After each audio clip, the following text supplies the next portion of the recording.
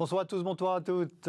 C'est l'été Smart. Merci d'être fidèles à ce rendez-vous comme chaque soir durant une heure avec mes deux invités. Nous allons commenter l'actualité du moment, l'actualité économique surtout, du moment au sens, voilà, l'actualité du jour est un petit peu plus large, bien entendu. De quoi allons-nous parler ce soir en apéritif? On fera un petit commentaire sur ce qu'inspire à mes deux invités les 10 ans du tsunami et de la catastrophe nucléaire de Fukushima. Ça sera en introduction de l'émission. Le premier débat, ensuite 2021, année de la taxe carbone. Pourquoi aujourd'hui le Parlement européen votait?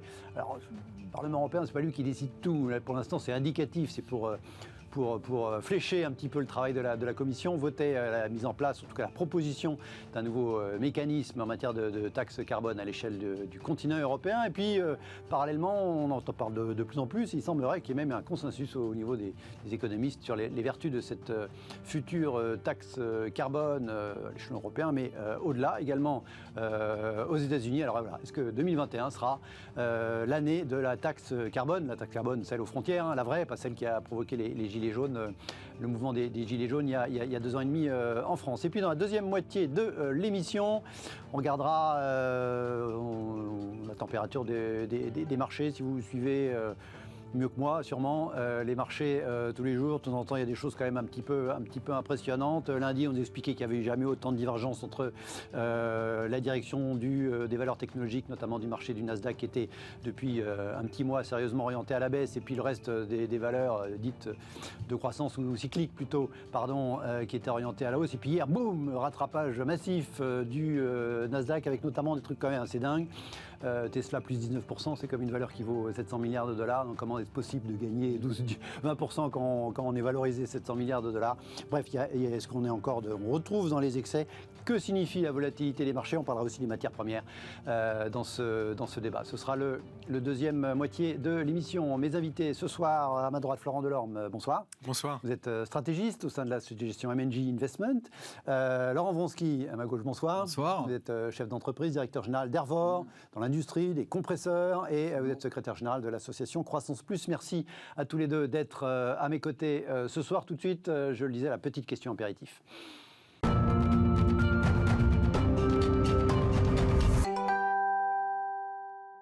La question apéritif, donc, le 10 mars 2011, un tsunami terrible entraînait un accident nucléaire majeur sur la côte est du Japon. Alors, messieurs, que retenez-vous 10 ans après? Au choix, plusieurs réactions. Yannick Jadot, la catastrophe de Fukushima, 10 ans, le risque zéro, c'était ce matin à la télévision, sur France 2, le risque zéro n'existe pas.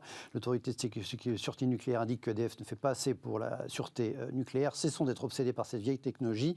Développons les énergies renouvelables qui créent bien plus d'emplois. Autre commentaire, réaction. Le Point, qui, évoquant un rapport de l'ONU, insiste sur le fait que 10 ans après l'accident, les taux de cancer n'ont pas augmenté dans les régions touchées par l'accident et qu'il est très peu probable qu'on n'observe jamais, semble-t-il, disent-ils en tout cas ce rapport, le moindre effet sanitaire, en rappelant qu'il y a eu 0 mort lié directement à cet accident. Et puis voilà, Science et Avenir qui, 10 ans après Fukushima, nous explique que la production des énergies renouvelables talonne celle du nucléaire au niveau mondial. On est dans les deux cas autour de 10%.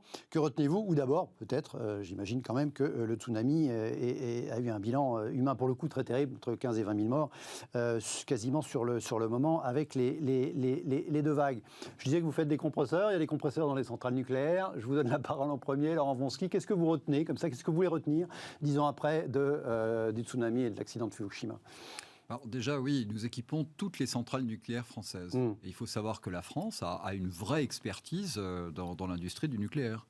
Les Chinois ne s'y sont pas trompés, hein. Bon, puisqu'ils nous ont quand même très largement copiés, hein. Bon. Donc, il faut savoir également que là, avec ce qu'on vient de vivre, avec les confinements, les couvre-feux, où tout le monde était chez soi, derrière son ordinateur, avec le chauffage à fond parce qu'il faisait froid, si on avait dû uniquement s'appuyer sur les énergies renouvelables, il n'y aurait pas eu d'ordinateur, il n'y aurait pas eu de chauffage, il n'y aurait pas eu plein de choses.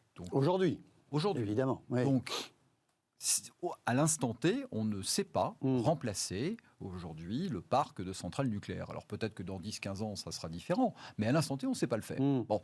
Quand j'entends certains propos de gens qui l'ont sans doute, comme ce monsieur, qui n'ont sans doute jamais mis les pieds dans une centrale nucléaire, Moi, je connais très bien, puisque j'y mis très souvent. C'est pour ça que je le précisais. Il y a un niveau sécuritaire qui est absolument hallucinant. Bon, mais les avions aussi s'écrasent. La preuve, fabriqués par les meilleurs fabricants mondiaux. Simplement, je veux dire que... On peut dire qu'un crash d'avion n'aurait pas forcément les mêmes conséquences. Et c'est pour ça qu'à chaque fois, on a des gens qui agitent des épouvantails. Donc moi, je ne suis pas, si vous voulez, accroché de manière dogmatique pour ou contre le nucléaire. Simplement, je constate qu'aujourd'hui, les énergies dites renouvelables ne se renouvellent pas quand on a forcément besoin d'elles. Donc quand il n'y a pas de vent, les choses que l'on ne sait pas, quand il y a trop de vent, je ne sais pas si vous le savez, aujourd'hui, on est obligé d'arrêter les éoliennes parce que le réseau... Ou quand il fait trop froid. On l'a vu au Texas il y a 3 semaines. Le réseau électrique ne sait pas absorber tout ça. Donc aujourd'hui, on a du mal. La nature ne décide pas quand l'homme en a besoin de produire de l'énergie. Donc on n'a pas encore trouvé la jonction. Donc c'est très bien. Moi, je suis ravi qu'on soit capable de trouver des énergies renouvelables. Mais à l'instant T, si la France se passait de son parc nucléaire, je ne sais pas comment on ferait. Donc la critique est facile, l'arrêt difficile. Et maintenant, dernier point sur Fukushima, il s'avère, et c'est tant mieux, que finalement, on avait Tchernobyl à l'idée quand on a parlé de Fukushima. Tout ce à quoi tout le monde a pensé, c'est-à-dire une espèce d'holocauste nucléaire, n'est pas arrivé. Donc je dis pas que c'est bien, mais je dis que finalement les risques ont été très largement minorés et très largement exagérés à l'époque, comme le souligne l'article que vous nous avez lu. Non, moi j'ai juste lu le titre, Florent.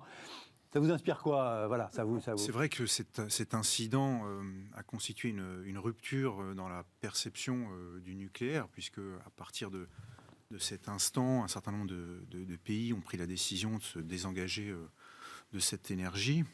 Et l'Allemagne, essentiellement, et le Japon, même si ils y reviennent maintenant. Et c'est vrai que dans les opinions publiques, on a eu un mouvement de suspicion qui commence à se développer dans beaucoup de pays par rapport à cette énergie. Donc cette date marque effectivement une rupture dans la perception de l'énergie et dans la manière dont elle pourrait jouer un rôle dans la transition énergétique. Maintenant, ce que je trouve intéressant actuellement, c'est que pour avoir parcouru le récent livre de Bill Gates qui s'exprime sur le changement climatique, le changement climatique, et qui développe une vision la plus constructive possible de la manière dont on pourrait faire face aux enjeux climatiques, il réhabilite complètement l'énergie nucléaire comme outil numéro 1, en réalité, pour atteindre les objectifs qu'on s'est fixés en termes de changement climatique. Et je trouve ça assez intéressant parce que c'est vrai que les voix sont rares sur ce sujet-là. Et Bill Gates, qui est sans doute un homme quand même très intelligent, démontre à longueur de chapitre qu'en réalité, il faut investir davantage dans le nucléaire pour le rendre toujours plus propre et plus sécurisé. Et en particulier, il investit lui-même, dans le cadre de sa fondation, dans des entreprises aux États-Unis qui travaillent sur des modèles de centrales qui, d'après ce qu'il dit, puisque je suis loin d'être un spécialiste, produiraient moins de déchets et aurait une sécurité encore accrue par une automatisation des processus de sécurité. Et donc, j'ai trouvé cette idée assez intéressante parce que c'est vrai, monsieur le disait à l'instant, le renouvelable a des vertus, mais on sait effectivement que lorsqu'il n'y a pas de soleil ou pas de vent, on a quand même du mal à envisager une substitution complète des modes de production d'énergie actuels par uniquement des éoliennes et effectivement du solaire. Et je trouve qu'on réhabilite un peu la possibilité de continuer à investir dans la technologie nucléaire parce qu'elle constitue sans doute un des outils forts dans l'arsenal qu'on va devoir déployer pour la transition énergétique. Ça me semble une idée intéressante parce qu'il y a sans doute quand même actuellement effectivement une sorte de chape de plomb un peu sur cette thématique que nous-mêmes, gérants d'actifs, on perçoit, puisque lorsqu'on investit pour la transition énergétique dans des véhicules destinés à des clients qui s'intéressent à cette question-là, on peut effectivement très facilement vanter les mérites de projets d'investissement dans le solaire ou l'éolien. On est beaucoup plus prudent dès qu'on touche aux questions nucléaires parce qu'il y a effectivement une sorte de tabou qui s'est installé depuis une dizaine d'années. Et donc je crois que la perspective que Bill Gates ouvre, qui est de dire investissons encore plus pour essayer d'offrir des perspectives peut-être à cette... Plus sécurisée, mieux sécurisée. Me semble une encore idée mieux sécurisée. Intéressante. Ouais. Je pense qu'on aura besoin de tous les outils. Le nucléaire, à mon sens, en fait partie. Et donc 10 ans après cet incident, certes regrettable, je pense qu'il faut effectivement réarmer un peu intellectuellement nos élites sur cette question-là et pas rester sur cet échec d'il y a une décennie. Laurent, en France, on parle beaucoup notamment de l'EPR, et de ses retards industriels, etc. Quand on lit, effectivement, on s'intéresse au sujet, ce qu'évoquait à l'instant Florent, on parle beaucoup de petits réacteurs modulaires, etc., qui à la fois sont beaucoup moins dangereux parce que de plus petite taille, rejettent moins de déchets, effectivement, enfin en tout cas génèrent moins de déchets comme c'était évoqué, et donc serait une sorte d'avenir. Est-ce que quand on suit l'industrie comme vous le faites en tant que prestataire important, vous avez l'impression que ça bouge sur ce terrain-là, y compris chez nous, en Europe de l'Ouest, en France? Alors, la tendance que vous soulignez est une tendance assez intéressante, c'est-à-dire en clair la réduction vers des unités beaucoup plus petites, et ça n'est pas limité qu'au nucléaire. C'est pareil pour énormément de technologies. Par exemple, nous on connaît très bien les centrales de production d'électricité à base de turbines gaz. Pour nos auditeurs, en clair c'est la même technologie qu'un réacteur d'avion, sauf que c'est appliqué à une centrale de production d'électricité. Donc c'est un petit peu maintenant, mais le balancier... c'est pas zéro carbone contrairement au nucléaire, c'est pour ça que je reste sur le nucléaire. Mais si vous voulez, c'est la même logique. On dit plutôt que de construire une méga centrale nucléaire ou une méga centrale de production d'électricité, avec les risques que ça comporte et surtout le problème de l'allumage. C'est-à-dire qu'une centrale nucléaire, on n'appuie pas sur un bouton pour la mettre en route, et c'est pareil pour une turbine gaz. Donc on va faire plein de petites centrales, ce qui fait que s'il y a une région d'un pays ou une zone qui consomme plus que l'autre, eh bien on va pouvoir créer une grille, et grâce aux nouvelles technologies, notamment le digital, on va pouvoir gérer cette grille de manière optimale. Donc ça, c'est l'école de pensée qui prédomine. Et moi, je me méfie un petit peu des modes. Mais je voudrais faire quand même une petite remarque, parce que sur ce sujet, qui est éminemment un sujet politique, le nucléaire, il y a aussi une vaste hypocrisie. Quand j'entends que l'Allemagne abandonne son nucléaire et qu'elle utilise non seulement des centrales à charbon qui sont autrement plus polluantes, et qu'elle est bien contente d'acheter de l'électricité produite ou chez son voisin français, que nous sommes, faite par le nucléaire, c'est très facile, si vous voulez, d'afficher... De temps en temps, cet hiver, on a acheté de l'électricité à l'Allemagne, fabriquée par des centrales à charbon, d'ailleurs aussi, ça marche. Mais pourquoi ? Parce que justement, on a fermé aussi des centrales nucléaires comme Fessenheim et autres, et qu'on a eu un petit problème. Et qu'on est passé à ça, vraiment de l'interruption de son et d'image, parce qu'on n'avait pas prévu le confinement, donc la consommation plus importante d'électricité. Et donc ça répond à votre question du début. Pour l'instant, les énergies renouvelables sont des énergies d'appoint et ne sont pas des énergies principales. Voilà, et rappelons que les considérations de sécurité ont été encore renforcées depuis 10 ans suite à l'accident de Fukushima. Allez, on a fait un long apéritif, mais bon, c'était pas mal. Tout de suite, le premier débat de l'émission, on parle de la taxe carbone, on reste dans le CO2.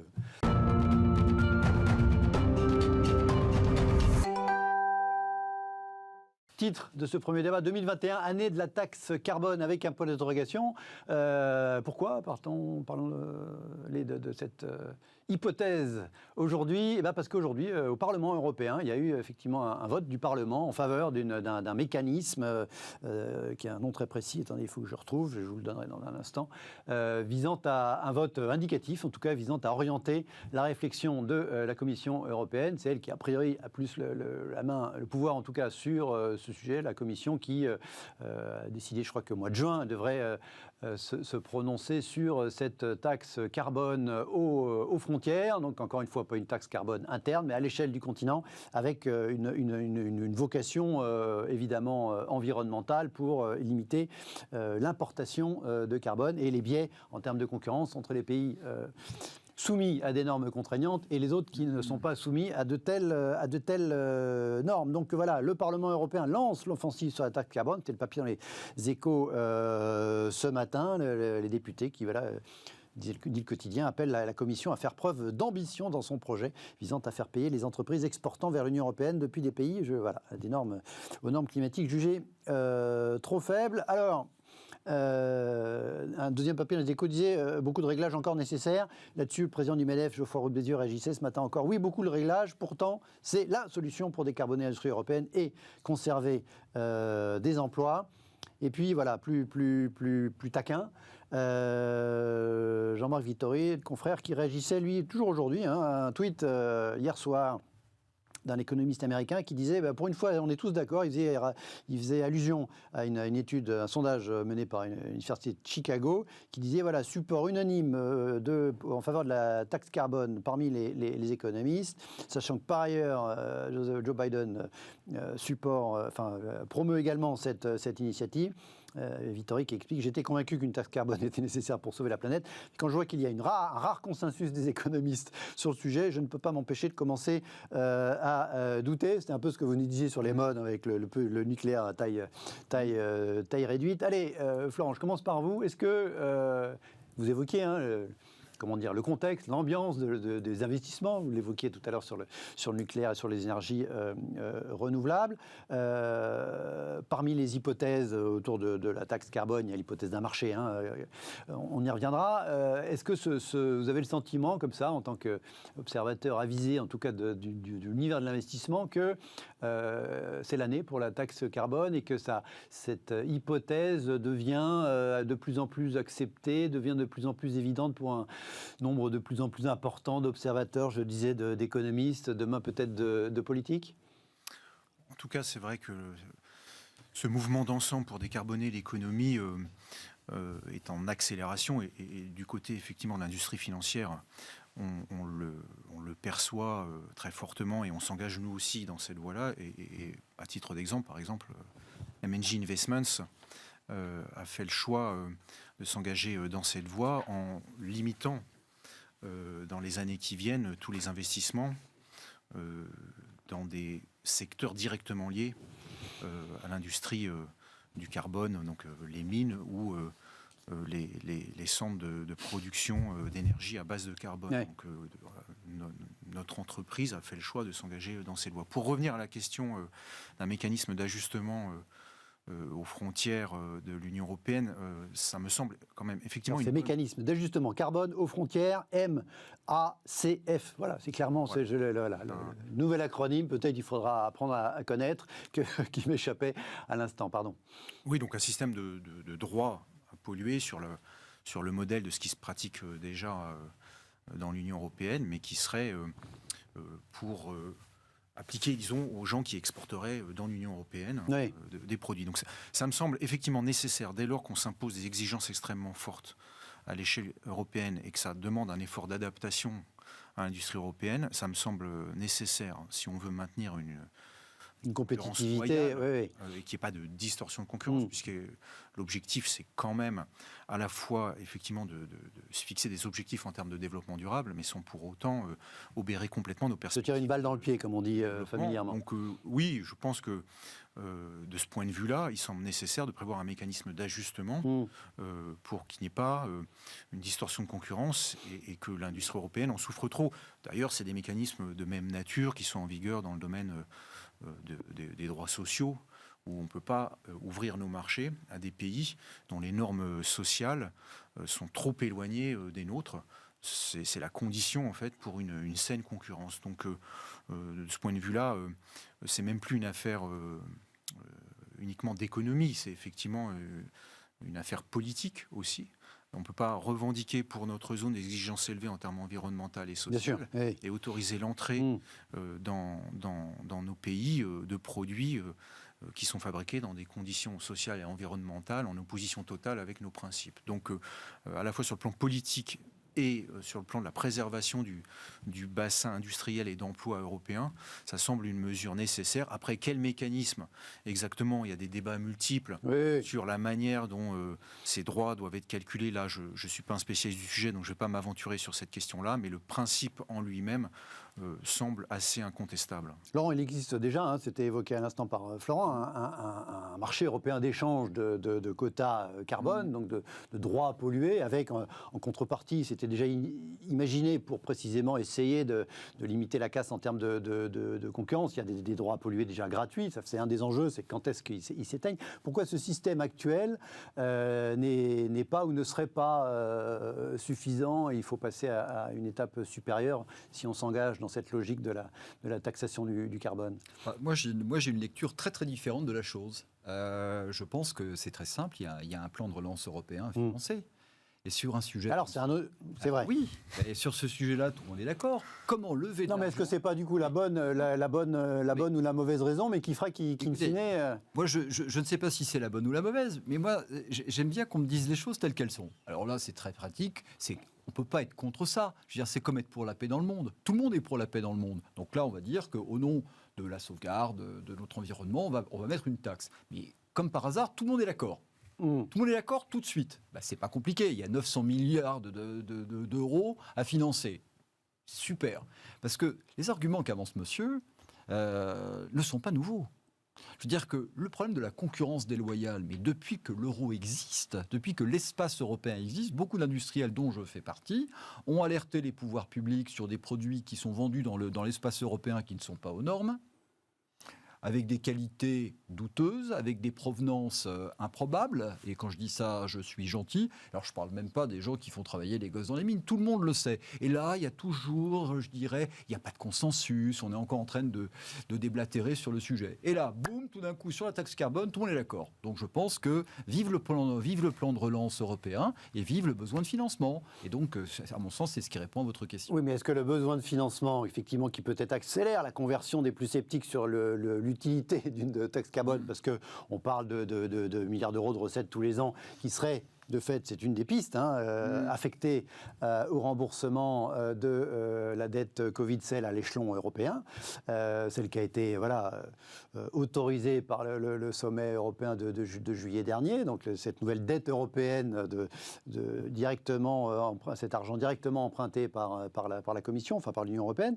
Est-ce que c'est pas, du coup, peut-être un déclencheur, mais sur un mécanisme qui, au fond, serait positif, parce que là où il y a un consensus, semble-t-il, c'est qu'il faut pricer le carbone si on veut que les lois du marché, intégrant ce pricing, fassent en sorte que les rejets de CO2 par les industriels, et pas seulement, soient orientés à la baisse demain en fonction d'un marché un petit peu guidé par... Le procédé de la taxe carbone, il n'est pas nouveau, il n'est pas né cette semaine, donc c'est des procédés qui ont déjà été mis en place dans de nombreux pays, on sait très bien que ça marche. Bon, parce que quand vous faites finalement, c'est une incitation fiscale. Il faudrait peut-être que ça marche un peu mieux, parce que ça n'entraîne pas la baisse des émissions de CO2. J'entends bien. Donc là, moi, ça me paraît logique. Simplement, je pense que c'est le premier chapitre d'une longue histoire. C'est-à-dire que, comme on voit très bien aujourd'hui qu'on a 3 blocs économiques qui se dessinent, on a l'Asie, l'Amérique et l'Europe. Et après, on a des gens qui font cavalier seul, qui décident de partir de l'Europe. Ça sera une autre histoire. Ouais. Je pense qu'on ne peut pas, si vous voulez, avoir cette espèce de naïveté qui, pour moi, caractérise les pouvoirs publics européens depuis 20 ans, en ouvrant nos marchés, que ce soit pour des produits polluants, des produits pas aux normes, des produits réalisés avec des différentiels complètement dingues de prix de revient, et offrir une réciprocité. Donc il faut le mettre en place, ce mécanisme. Absolument. Mais il n'y a pas que sur la taxe carbone. Mais là, je pense c'est ce que effectivement, sur les normes sociales, etc. Tout le monde est d'accord. Tout le monde est d'accord. Tout le monde est d'accord, et vous verrez, tout le monde sera d'accord, parce que tout le monde a compris que si on met cette taxe, du coup, chaque pays chez soi n'aura pas à payer plus cher pour abonder le budget européen. Et donc là, vous allez voir que ça va passer comme une lettre à la poste.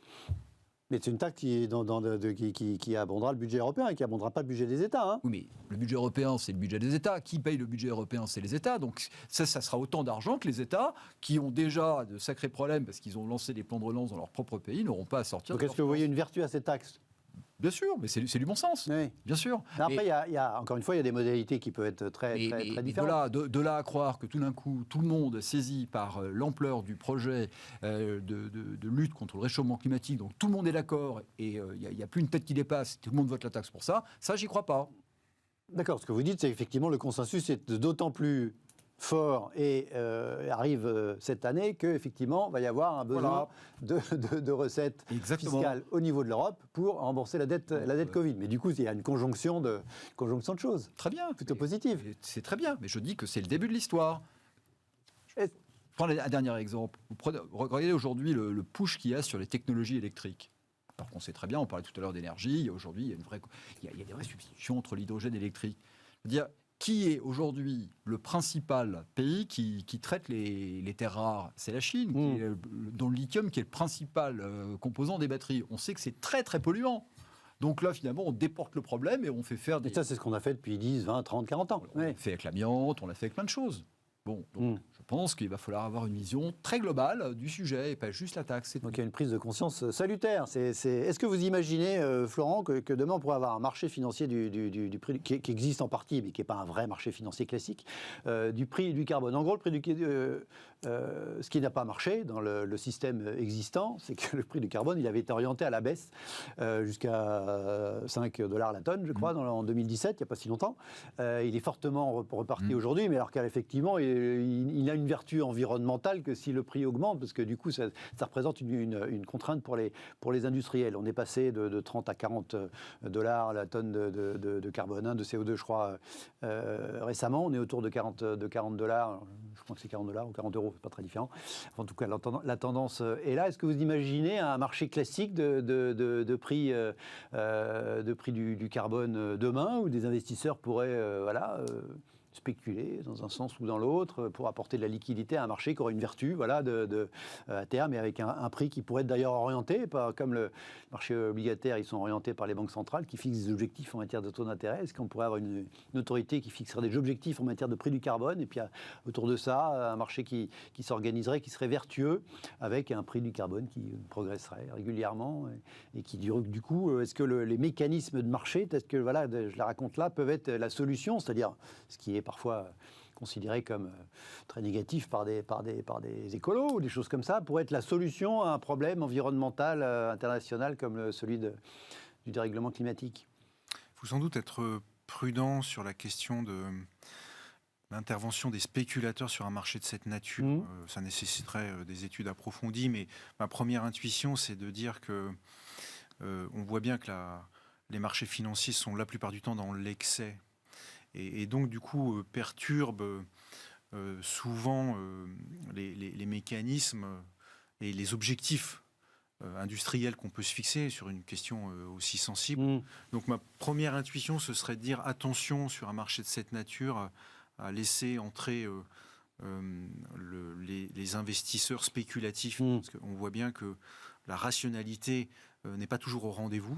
Et donc, si on décale les prix trop fortement à la baisse ou à la hausse parce qu'on a une spéculation frénétique, est-ce qu'on ne va pas contrarier les objectifs qu'on souhaite atteindre? Donc je pense que c'est une question sensible qu'il faudra... Est-ce qu'à l'inverse, si on prend l'exemple du constructeur automobile Tesla, par exemple, qui maintenant commence à avoir des volumes significatifs, mais enfin ça reste encore assez faible par rapport aux gros constructeurs automobiles internationaux, et qui gagnent de l'argent, pas uniquement, mais enfin principalement, enfin en tout cas pendant un temps, sur ces droits à polluer.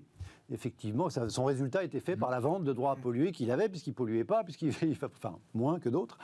Donc il avait effectivement cette recette-là. Est-ce que ça, par exemple, ça vous paraît vertueux? Ça me choque moins, parce qu'en fait, on pourrait imaginer un marché réservé aux industriels qui, effectivement, pourraient échanger ces droits.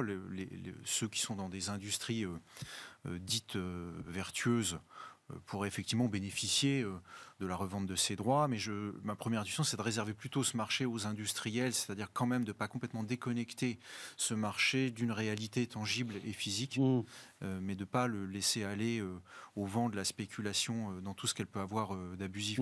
D'accord, prudence. Laurent, est-ce que vous participez au marché Est-ce que vous avez une activité plus ou moins polluante, j'imagine, pas au sens, pas une critique, mais de fait, est-ce que... Non, je vais vous décevoir, non. On fait ces zéro émission, en plus on utilise l'énergie la plus propre possible depuis 75 ans, qui est l'air ambiant. D'accord, c'est pas mal, c'est pratique.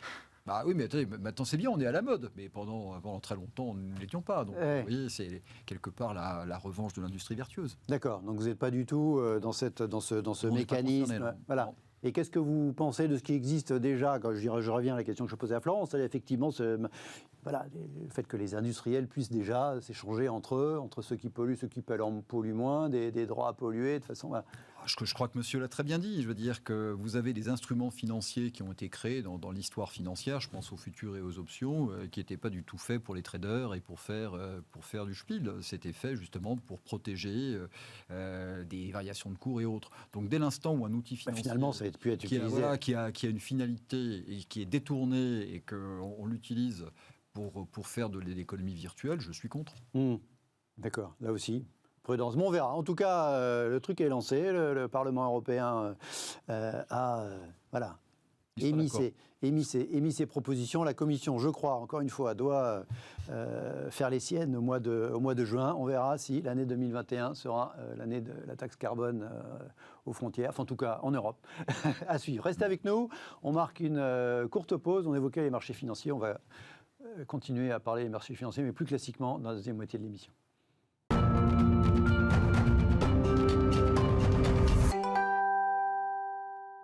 Retour dans Late et Smart, merci de rester avec nous. On va parler des marchés, notamment des marchés financiers. Que signifie, j'ai intitulé ce débat, que signifie la volatilité des marchés? Un petit peu, alors c'est un classique, la volatilité des marchés, particulièrement visible ces derniers jours. Regardez, on était lundi soir, et lundi soir, une dépêche Bloomberg nous disait que l'indice du Nasdaq n'avait jamais autant divergé du Dow Jones depuis 1993, donc depuis 27 ans, parce que depuis un certain nombre de séances, effectivement, le Nasdaq avait sérieusement corrigé à la baisse, après avoir évidemment beaucoup monté, alors que les valeurs plus classiques, entre guillemets, du Dow Jones et d'indices moins techno avaient continué leur progression, et donc effectivement, on parlait de rotation entre les secteurs, beaucoup toutes ces dernières semaines, avec encore une fois, voilà, un pic lundi soir. Et puis, mardi, patatras, excès inverse avec le Nasdaq qui prend 3,6% dans la journée d'hier. Donc je parle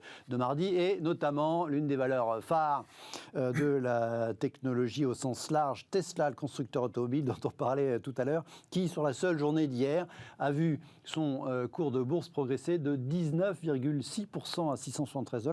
19,6%, c'est une grosse progression, a fortiori pour une entreprise qui vaut plus de 500 milliards de dollars. C'est-à-dire que pendant la journée, hier, à Wall Street, Tesla a progressé de plus de 100 milliards de dollars en une seule journée de bourse, avec encore une fois une capitalisation désormais de 660 milliards de dollars environ. Et aujourd'hui, Tesla a plutôt continué, beaucoup plus modestement, à progresser avec Wall Street en général. C'est pour ça que je parle un petit peu de volatilité. et puis, on peut en parler sur les matières premières. Regardez... Alors là, manifestement, il y avait une raison. On parlait du lithium tout à l'heure. Là, je parlais du nickel, on parlait des métaux. Un nouveau procédé de production du nickel pour les batteries fait plonger les cours. Nous disaient les Échos ce matin que le nickel avait perdu 17% en quelques jours, après avoir beaucoup progressé. Est-ce que... je reviens quand même à cette histoire de Tesla. Comment comprendre? Parce que en bourse, qu'une valeur puisse progresser de 100 milliards de dollars de capitalisation en un seul jour. Parce que normalement, il y a des petites valeurs qui peuvent progresser de 10-15%, machin, mais c'est des petites valeurs. La Tesla, c'est une des plus grosses capitalisations boursières au monde, enfin, en tout cas aux États-Unis, qui progresse. Est-ce que c'est quoi? Il n'y a pas de... Normalement, il y a du... Même quand il y a des acheteurs, il y a des vendeurs, et ça ne s'envole pas comme ça de 20%, de 100 milliards de dollars de capitalisation en une seule journée de bourse. On ne voit pas ça souvent. Comment on l'explique, Florent, c'est votre métier? Les opérateurs de marché sont dans une séquence où la théorie un peu dominante qui va expliquer les perspectives pour les prochains mois n'est pas stabilisée. Puisqu'en fait, le marché, c'est une succession de séquences explicatives, d'un storytelling qui va fonctionner pendant quelques mois. Puis à un moment donné, il y a un point de bascule où on va adopter une narration différente qui va ensuite expliquer les mouvements de marché. Quand on est dans des périodes de transition où on hésite entre la narration qui prévalait et la mise en place d'une nouvelle séquence explicative, et bien effectivement, d'un jour à l'autre, en fonction de la manière dont la balance penche entre l'ancien système d'explication et le nouveau système, on peut avoir des ruptures très très fortes dans les valorisations. Alors typiquement, au mois de février, on parlait un peu du retour de l'inflation aux États-Unis, d'une croissance qui allait être forte. On a eu la validation du plan de relance de 1900 milliards. Donc effectivement, c'est tout ça qui profitait aux valeurs plutôt classiques. Et puis on s'est dit, la tech avait bien profité, a sérieusement corrigé. Ça, c'était le storytelling récent, mais pas actuel. Et puis encore une fois, qu'est-ce qui s'est passé lundi, mardi, comme ça, en 24 heures? Qu'est-ce qui peut faire qu'on change d'avis? Le consensus sur lequel tout le monde s'accordait, c'était de dire que l'année 2021 serait l'année d'un retour normal à une activité économique classique, du fait de programmes de vaccination qui progressaient et de taux d'intérêt, de conditions de financement de l'activité économique maintenus bas par une action vigoureuse des banques centrales. Et donc dans ce contexte-là, la sérénité s'était plutôt installée avec cette idée que finalement on aurait globalement des marchés qui continueraient à progresser, mais portés davantage par des valeurs cycliques, à mesure effectivement que la reprise économique escomptée allait s'installer, mais sans pour autant que les valeurs technologiques souffre énormément puisque, on le sait, les mécanismes de valorisation de ces valeurs reposent beaucoup sur les taux d'intérêt puisqu'elles vendent essentiellement du rêve très long terme, des bénéfices futurs. Et plus les taux d'intérêt sont bas, voire très proches de zéro, plus les perspectives bénéficiaires à moyen long terme que ces entreprises affichent sont actualisées et valent très cher maintenant. En fait. Donc la valorisation d'une valeur technologique est très liée au niveau des taux d'intérêt. Et donc ce storytelling assez consensuel est venu se heurter à une nouvelle théorie qui effectivement essaye de s'imposer depuis quelques semaines, qui est de dire mais en fait les taux ne vont pas rester bas. Et ça c'est une vraie rupture conceptuelle puisque on s'était tous inscrits dans cette idée qu'on avait pour 10 ans des taux très bas. Et pourquoi ces taux ne resteraient pas bas? Eh bien, c'est parce que le plan de relance qui va sur le point américain, voté par la Chambre des représentants de manière définitive après avoir été validé par le Sénat, ce plan de relance en réalité serait surdimensionné. Et ne se contenterait pas de relancer l'économie américaine et d'éviter des dégâts sociaux très, très importants, mais en réalité provoquerait la surchauffe de l'économie américaine, le retour de l'inflation. Et le retour de l'inflation provoquerait un ajustement immédiat des taux de marché, puisque la Banque centrale, effectivement, a la main mise sur les taux directeurs, intervient sur l'ensemble de la courbe des taux d'intérêt, mais néanmoins, cette courbe des taux d'intérêt est quand même sous la pression des mouvements de marché. Donc, on a vu effectivement que cette théorie prenant un petit peu d'essor, on a vu des tensions sur le 10 ans américain. Donc tout le débat sur lequel on pourra revenir, c'est la question de la validité de cette théorie. Oui. Et donc, selon les jours, en fonction du poids qu'on donne à la validité de cette théorie, eh bien, vous allez avoir un basculement des valeurs technologiques vers les valeurs cycliques et inversement, des taux d'intérêt qui bougent en symbiose également. Donc là, on est dans l'affrontement, entre les théories, avec pas mal de nervosité manifestement, parce que pour faire passer une valeur qui vaut 550 milliards, une valeur le lendemain à 650 milliards, en l'occurrence qui a été le cas de Tesla entre lundi et mardi, il faut qu'il y ait une sacrée... il y a dû avoir des vendeurs à découvert qui ont dû paniquer, qui ont amplifié le mouvement, on imagine. Enfin, voilà. Les enjeux sont forts parce que pour un investisseur, si vous êtes mal positionné, évidemment, les dégâts peuvent être forts sur la performance de votre portefeuille. Donc, il vaut mieux avoir la bonne intuition, en tout cas la bonne analyse. Ouais. Et donc, après, on pourra évoquer sur le fond. les points qu'il faut analyser pour essayer de se faire une idée. Mais le débat est là, il est loin d'être tranché, il sera sans doute pas tranché dans la semaine qui vient. Et donc ça va provoquer une persistance de volatilité entre ces deux camps qui s'affrontent. Et on voit que chez les économistes les plus réputés aux États-Unis, le débat est extrêmement virulent sur cette question-là, et y compris, c'est là la surprise, chez des gens dont on aurait pu penser qu'ils auraient parfaitement soutenu le plan de l'administration américaine. Ça a été lancé par Larry Summers et Olivier Blanchard qui ont lancé le truc. Des keynésiens qui d'habitude nous disent plutôt que la relance n'a aucun inconvénient, ni inflation, ils ont plutôt essayé de modérer les choses, ni dévalorisation de la monnaie. On ne les attendait pas du tout sur le terrain. Réservé plutôt aux économistes orthodoxes, consistant à dire, attendez, une relance keynésienne de cette nature, c'est un drame financier à échéance, avec inflation et dévalorisation. Et là, ce sont les keynésiens eux-mêmes qui ont eu peur de ce qu'ils avaient eux-mêmes déclenché. Et c'est pour ça que le marché est très perturbé, parce que les camps, en fait, sont peu classiques. On trouve des keynésiens du côté... Donc on perd nos repères. On perd nos repères. Voilà, et ce qui explique effectivement cette extrême volatilité, et il va falloir se positionner. Bon, ils n'ont pas été écoutés par les élus américains, puisque la Chambre des représentants doit, je ne sais pas avec les décalages horaires, aujourd'hui mercredi, valider définitivement ce American Rescue Plan de 1900 milliards de dollars. Quel regard vous portez, Laurent, sur ces excès parfois? Moi, j'insiste, j'étais assez marqué de voir Tesla qui avait pas mal corrigé, puis d'un coup, plus de 20%, plus 100 milliards de valo en une journée, c'est quand même assez spectaculaire. Alors, moi, je ne partage pas l'analyse de monsieur. Le dernier point sur, en clair, le marché qui, tout d'un coup, est déboussolé parce qu'il y a la lutte entre les keynésiens et les libéraux. Je ne partage pas du tout cet avis. Je pense que les risques d'inflation, ce qui est assez intéressant, c'est que je pense qu'il y a des modes sur les marchés. Il y a beaucoup d'argent aujourd'hui qui circule, énormément, comme jamais il y en a eu. Oui, on le voit, manifestement. Merci Bernanke qui a lancé le coup d'envoi de la plus grande expérience monétaire jamais réalisée avec le quantitative easing. Bon.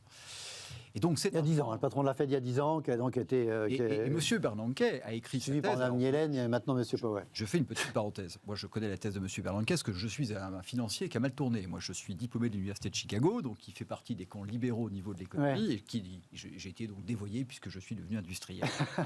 Et M. Bernanke, il faut le savoir, donc il a fait sa thèse sur la crise de 29. Et il était obsédé par une chose, c'est la crise de liquidité. D'où, je dirais, ces propositions.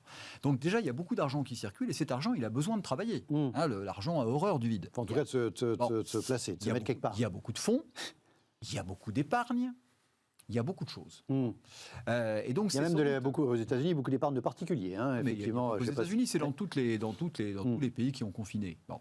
Donc aujourd'hui, vous avez aussi beaucoup de réactions imprévisibles parce que vous avez, je dirais, des décisions qui ont été imprévisibles. Bon. En théorie financière, je ne peux pas vous faire un cours de finance, mais ce que disait monsieur sur les taux d'intérêt, on vous explique que le prix d'une action, c'est l'actualisation des cash flows futurs. Alors, si je parle en français, on fait une projection sur 10-15 ans, on prévoit des cash flows d'une société, et en fonction des taux d'intérêt, on les ramène à l'instant T. Donc plus les taux d'intérêt sont élevés, plus la valeur est faible, et inversement. Bon. Et moi je pense que aujourd'hui, ce n'est pas ça qui guide, clairement. On voit, et ça répond à votre question, Tesla. L'entreprise Tesla, elle n'a pas augmenté de valeur en 48 heures. Il n'y a pas plus d'actifs en 48 heures. Il n'y a pas 100 milliards d'actifs. Tout ça est de l'argent virtuel. C'est de la perception de sa valeur qui a augmenté. C'est pas de fait. Donc c'est de l'économie perceptive, si je peux m'exprimer ainsi. C'est un peu le principe de la bourse, c'est qu'on se projette et on achète parce qu'on pense que ça vaudra plus cher demain. Ce qui est intéressant, tout à l'heure, on a parlé de dualité entre ce qu'on appelle les valeurs cycliques et puis les valeurs de haute technologie. Bon. Aujourd'hui, clairement, sur beaucoup de valeurs, vous êtes beaucoup de sociétés dans la haute technologie qui n'ont pas fait 1 euro de profit. Oui. Bon, alors vous expliquez oui, mais... Non, mais il y en a beaucoup qui n'auraient pas fait 1 euro de profit pendant longtemps, puis finalement qu'on en fait. Je sais que vous allez dire ça, puisqu'on nous dit, regardez, M. Bezos, il a évangélisé, c'est un nouveau modèle, etc. M. Zoom, moi, je suis très modeste, mais je me souviens de la bulle Internet. Et la bulle Internet, c'était la même chose. On avait tout d'un coup des critères de valorisation qui révolutionnaient les bons vieux critères de rentabilité. Et je me souviens particulièrement de toute l'industrie des télécoms et autres. On vous disait ce qui compte, c'est de valoriser une entreprise en nombre d'ouvertures de comptes clients. C'est pas grave si elle perd des millions, plus elle ouvre de comptes clients, plus ça vaut cher. Vous allez comprendre pourquoi dans 10 ans. Bon, aujourd'hui, ces critères ont complètement disparu. Je pense que pour un Jeff Bezos, il peut y avoir 100 entreprises qui vont aller au tapis. Donc moi, je pense que dans la période à venir, on va voir énormément de microclimats sur la bourse avec des décisions complètement irrationnelles. Bon, par contre, je pense... C'est ça qui m'intéresse ce soir, c'est la multiplication des microclimats divergents. C'est-à-dire, quand je parle de volatilité, c'est pourquoi ça va plus, pourquoi ça donne l'impression, pourquoi ça donne l'impression d'aller plus vite qu'avant dans les deux sens. Voilà. Mais vous avez aussi des gens pour qui c'est très bien qu'il y ait des mouvements dans les deux sens. C'est le métier des brokers, des courtiers, bien sûr. Donc, je pense qu'il y a tellement aujourd'hui de forces et d'intérêts qui sont parfois contradictoires, pas contradictoires. Les gens, beaucoup d'investisseurs fonctionnent comme des bandes de sardines. Il suffit qu'il y en ait un qui est dans une direction, tout le monde va dans la même. C'est le storytelling. Après, je pense que c'est Florent évoquait le storytelling. Vous dites mode, c'est un peu la même chose. C'est pas terminé. C'est loin d'être terminé. C'est sûr. Pourquoi ça va plus vite ? Est-ce que ça va plus vite qu'avant ? Est-ce que j'ai raison de dire ça ou est-ce que j'ai tort ? Et le cas échéant, pourquoi ça donne l'impression, en tout cas, d'aller plus vite qu'avant dans les mouvements avec des ampleurs incroyables ? Est-ce que ça va plus vite ? C'est vrai que la crise sanitaire et économique qui en a résulté a constitué quand même une rupture forte. Donc on est maintenant dans la séquence d'une tentative de retour à la normale. Donc, on est effectivement dans une période qui demeure anormale, et cette anormalité du monde dans lequel on vit se traduit par une certaine anormalité des mouvements dans la sphère financière. Et des politiques monétaires et budgétaires, parce qu'effectivement, vous parliez des politiques monétaires de M. Bernanke qui a lancé le quantitative easing il y a 10 ans, mais aujourd'hui, il n'y a jamais eu un plan de relance dans le monde aussi important que ce qui vient d'être voté aujourd'hui aux États-Unis en termes d'ampleur, je crois.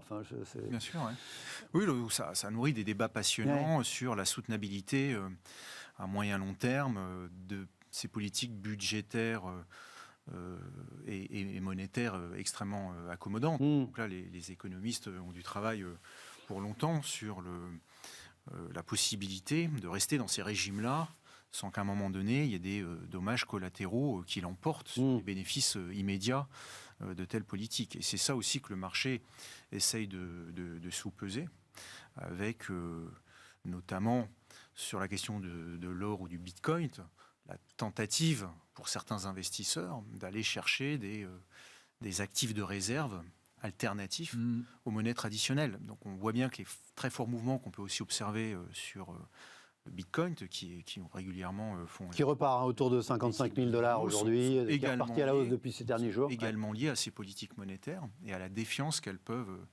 entraîner. Et au fait, comme le disait Laurent, qu'il n'y a jamais eu autant d'argent en circulation non plus, enfin, fortiori aux États-Unis, mais pas que, mais là on parle quand même beaucoup des États-Unis, parce que quand on parle de mouvements de telle ampleur, à Paris sur le CAC 40, il y a une entreprise qui vaut plus cher que le delta de valeur de Tesla sur une journée mardi. Hein. En l'occurrence, c'est LVMH. Donc on est quand même dans un univers c'est un autre monde, quoi, en termes de montant, quand on traverse l'Atlantique.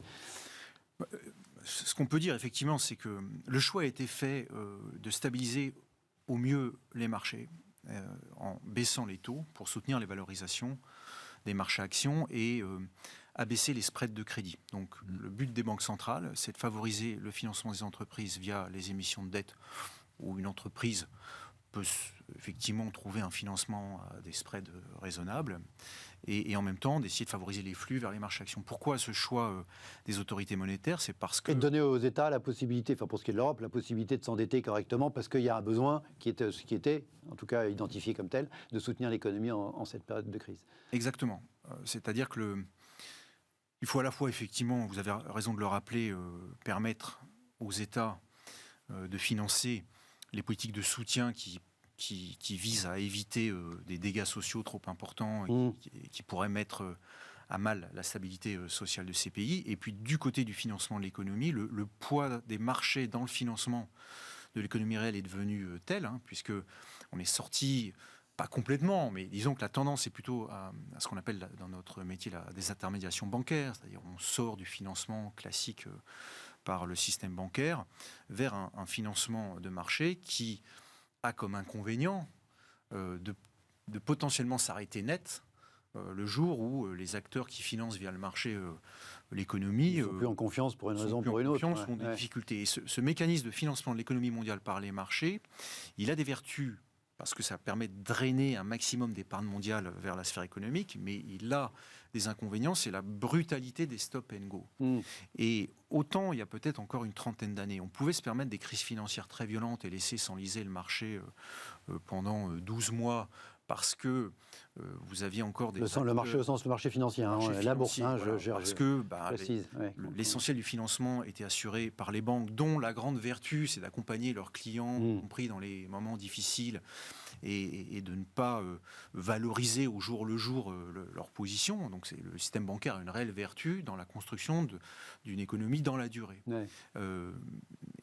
Mais simplement, c'est vrai qu'on a trouvé que le marché était plus efficace pour drainer l'épargne complète. Et donc, le marché a pris une telle place que les banques centrales ne peuvent pas laisser le marché s'enliser, parce qu'immédiatement, vous avez un assèchement des conditions de financement de l'économie. Donc, le choix a été fait de soutenir ces marchés coûte que coûte, pour que ce financement ne s'arrête pas. Mais effectivement, ça pose des problèmes parce que le marché est passé sous contrôle des banques centrales et on peut donc se demander s'il s'agit encore d'un marché. Et on a donc des valorisations qui n'ont plus de rapport avec ce que monsieur indiquait à l'instant, c'est-à-dire les fondamentaux des entreprises, les perspectives réelles de bénéfices.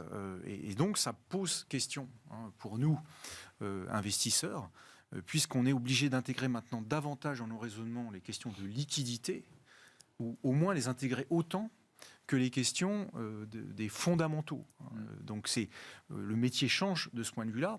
Et la deuxième chose qu'il faut avoir en tête, c'est qu'il ne s'agit pas forcément d'avoir raison, il s'agit de comprendre ce que le marché va penser, parce que vous pouvez avoir raison beaucoup trop tôt sur le marché, et vous pouvez être plus brillant. Il y a la question du timing, et il faut être au bon moment. Avoir raison, mais si vous avez raison 2 ans trop tôt, vous êtes le plus mauvais investisseur. Et donc, notre métier consiste à intégrer effectivement des dimensions non fondamentales comme la liquidité dans nos raisonnements et à chercher à comprendre la dynamique fondamentale des entreprises, mais également la perception que le marché va en avoir, parce que parfois, on peut gagner de l'argent en ayant tort avec le marché.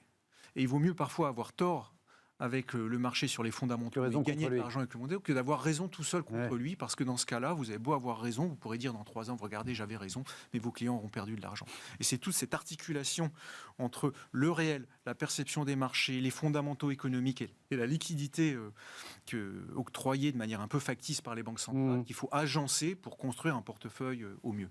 Très rapidement, Laurent, dans l'introduction, je parlais des matières premières. On lit beaucoup que les matières premières sont au plus haut, même si j'évoquais la chute temporaire du nickel. Dans votre métier d'industriel, vous avez un impact matières premières Oui, bien sûr. Mais avant de vous répondre, juste une dernière petite remarque, parce que monsieur a parlé de rentrer dans l'anormalité, mais on était déjà dans l'anormalité quand on avait les taux négatifs. Je rappelle que d'avoir des taux négatifs, c'est une aberration économique. C'est comme si vous alliez chez le boulanger et que lui, il vous donne un billet de 50 € pour vous acheter son pain et ses croissants. On en est là. Bon. Sur les matières premières, aujourd'hui, nous, on a perçu des signaux faibles il y a déjà quasiment 2 mois. Il y a des vrais problèmes de pénurie, il faut le savoir. Donc ça n'a pas encore touché, je dirais, le grand public. Alors si, certaines personnes ne vont pas avoir leur console en 15 jours, parce qu'on parle beaucoup des microprocesseurs. C'est probablement l'impact le plus généralisé du problème de semi-conducteurs. C'est un drame absolu d'une grande portée au niveau de l'humanité. Simplement, aujourd'hui, vous avez des pénuries sur le cuivre, vous avez des pénuries sur l'acier, vous avez des pénuries sur l'acier. On l'évoquait hier dans l'émission. Et donc nous, depuis 2 mois, on a pris nos précautions et on a sacrément gonflé nos stocks, parce que la pénurie, c'est maintenant. C'est pas éventuellement peut-être. Donc aujourd'hui, vous avez des problèmes de containers, vous avez des problèmes de moteurs électriques, etc. Et je pense que ça va s'amplifier. Et le pays aujourd'hui qui a redémarré avant nous tous, qui est la Chine, est un véritable aspirateur à matières premières. Il est l'atelier du monde. Donc lui aujourd'hui, il va faire exactement comme avec les masques et le gel où les pays se battaient sur le tarmac pour les récupérer à coups de valise. C'est exactement ce qui va se passer. Et c'est ce qui se passe. Et c'est pour ça qu'il y a une surenchère sur les coûts. Allez, il reste 5 minutes, je voudrais vous faire réagir à une ou deux petites actualités amusantes pour terminer.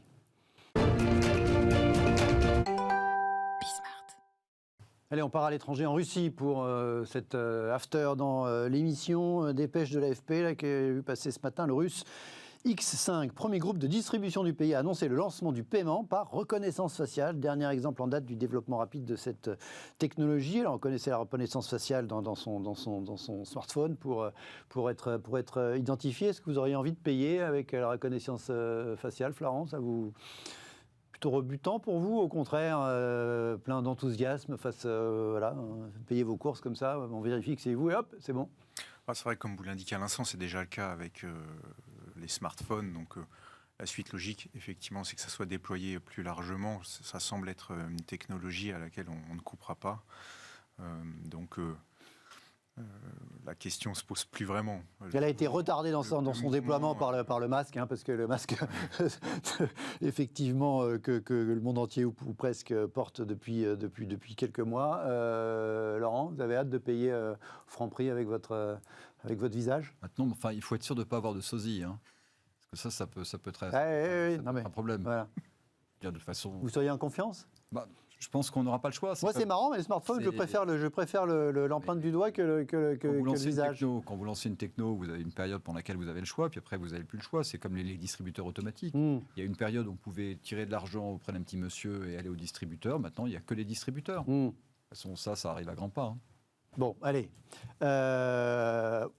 Retour en arrière, un petit peu d'histoire. Ce jour-ci, le 10 mars 1876, donc le jour d'aujourd'hui, mais en 1800, premier phone call, premier appel téléphonique. Donc là, le monsieur avec la barbe, c'est monsieur Alexander Graham Bell, bien connu. 1876, ça vous évoque quoi? Alors pas effectivement la période. Le premier appel téléphonique, moi j'avais 2 remarques en voyant passer ce tweet tout à l'heure. D'une part que la durée d'implémentation de cette technologie avait quand même été très longue, parce que dans les années 50, on n'avait pas encore tous le téléphone en France. Ça s'est généralisé vraiment dans les années 60. 1876, premier appel téléphonique, donc ça a pris des décennies et des décennies avant d'être généralisé. Aujourd'hui, on a l'impression que quand même tout va plus vite, là encore. Et puis, je regardais, il ne voulait pas inventer le téléphone, Monsieur Bell. Il faisait des travaux sur l'audition, notamment pour les malentendants. Donc, effectivement, la traduction des ondes sonores en fréquence, en impulsion électrique. Et ben, il a trouvé le téléphone un peu par hasard. C'est deux enseignements amusants. Voilà, premier coup de fil en 1876, ça vous inspire quoi, vous, Florent? Mais c'est vrai que beaucoup de découvertes de grande portée se font par hasard. On cherche sur un domaine et on trouve sur un autre. Donc c'est un mécanisme assez classique de la recherche scientifique et du processus de découverte. C'est en cherchant quelque chose qu'on trouve autre chose. Donc, et c'est la beauté de la recherche scientifique, c'est de trouver de l'inattendu à chaque coin de rue. Et sur le fait que effectivement, un premier coup de fil en 1876, dans les années 50, c'était encore le 22 à Asnières, et tout le monde n'avait pas le téléphone. Loin de là, en France, encore une fois, je le disais, ça s'est généralisé dans les années 60, donc 80 ans plus tard. C'est intéressant cette idée que ça allait lentement et qu'aujourd'hui, tout va plus vite ou pas. D'abord, il y a eu quand même 2 petites guerres mondiales entre les deux, hein, donc, et puis l'Europe a payé un dur tribut, donc il a fallu reconstruire le pays, les gens ne pensaient pas au téléphone. Mais moi, quand j'ai vu cette photo, je trouve ça assez génial, parce qu'effectivement, c'est l'accélération du temps. On ne se rend pas compte, mais c'était hier, et aujourd'hui, on a tous dans notre poche plus de puissance informatique que ne l'avait le programme Apollo embarqué. Donc, je pense que si on avait dit à M. Bell... si on lui avait montré tout ce qu'on pourrait faire avec ce truc-là, c'était inimaginable. Donc le temps s'accélère. Le temps n'est plus ce qu'il était. Et aujourd'hui, c'est de manière exponentielle. Et donc, moi, je me pose des questions un peu plus philosophiques sur la capacité qu'a notre civilisation à absorber tous ces changements qui ont des conséquences sociologiques. Et la manière dont on vit, etc. On n'a pas du réchauffement climatique, mais pas que. Les usages sociaux, les pyramides des âges qui sont transformées, etc., etc. Voilà, on aura appris un truc. Le premier coup de fil, c'était en 1800... Enfin, en tout cas, moi, ce matin. C'était en 1876. Voilà, ils avaient tous des moustaches et des belles barbes, ces messieurs. Merci à tous les deux d'avoir été mes invités ce soir. Merci à vous de nous avoir regardés. On se retrouve demain, même heure, même adresse sur Bismart pour Late et Smart. À demain.